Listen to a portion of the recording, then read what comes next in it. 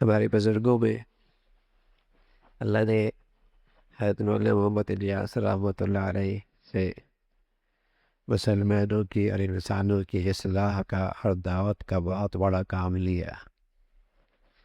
اسی طرح ہمارے بزرگوں میں تھانوی رحمۃ اللہ علیہ سے اللہ رب العزت نے انسانوں کی اصلاح کا اور تربیت کا بہت بڑا کام لیا ہے۔ یہ ہمارے بزرگوں میں وہ دو فرد ہیں جن سے اللہ رب العزت نے اپنی مخلوق کی خدمت کا اور زندگی بدلنے کا بہت بڑا کام لیا ہے، جو عام طور پہ انسان تصور بھی نہیں کر سکتا۔ ایک مرتبہ کسی نے پوچھا کہ حضرت تھانوی کی دعوت میں اور مولانا الیاس رحمۃ اللہ علیہ کے دعوت میں کیا فرق ہے؟ تو بہت خوبصورت انداز میں جواب دیا، فرمایا تھانوی کی دعوت میں غیرت ہے اور کمال ہے۔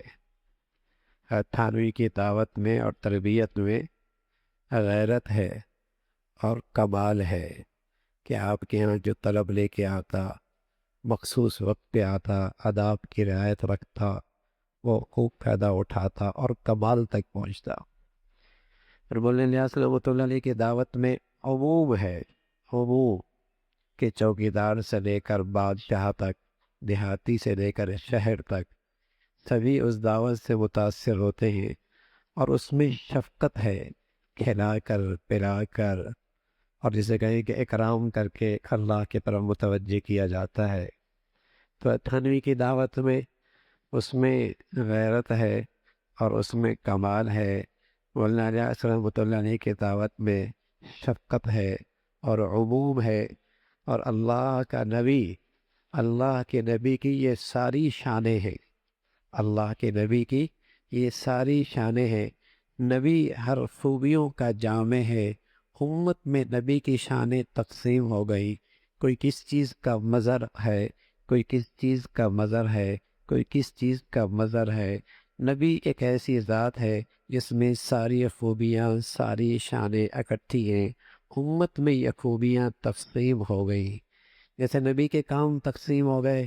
نبی کا کام تھا، نبوت کا کام تھا قرآن کے الفاظ دکھانا، ربنا وبعث فیہم رسولا منہم یتلو علیہم آیاتہ ویزکیہم ویعلمہم الکتاب والحکمہ ویزکیہم۔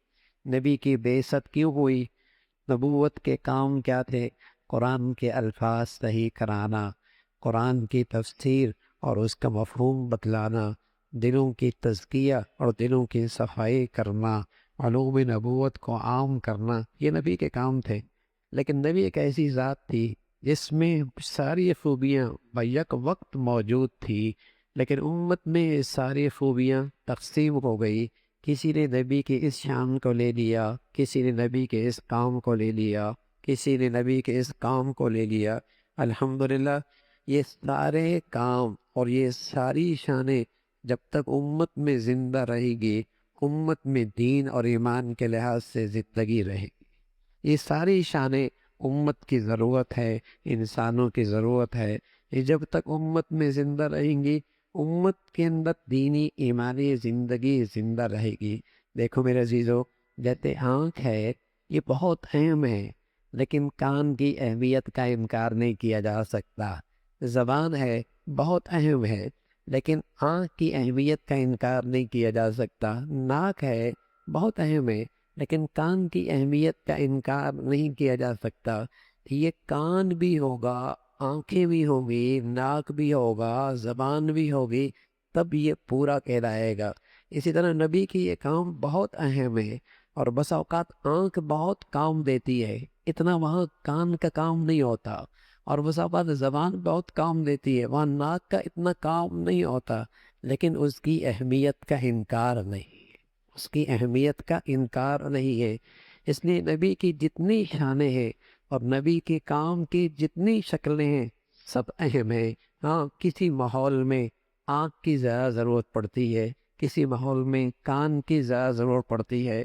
ایسی نبی کی کئی شان غیرت کام زیادہ دیتی ہے، کئی نبی کی شان شفقت زیادہ کام دیتی ہے، کئی نبی کی شان کمال زیادہ کام دیتی ہے، کئی نبی کی شان عمومیت زیادہ کام دیتی ہے، کہیں تعلیم تربیت کا کام قرآن کی شکل میں، کہیں تفسیر کی شکل میں، کہیں حدیث کی شکل میں زیادہ کام دیتا ہے، اور کہیں مسلمانوں کا اکرام کر کے، ان کی منت سماجت کر کے، انہیں کھلا پلا کر اللہ کی طرف متوجہ کیا جائے۔ یہ سارے کام اس امت کی زندگی کی ضرورت ہیں، اور یہ سارے کام ایک دوسرے کے معاون ہیں۔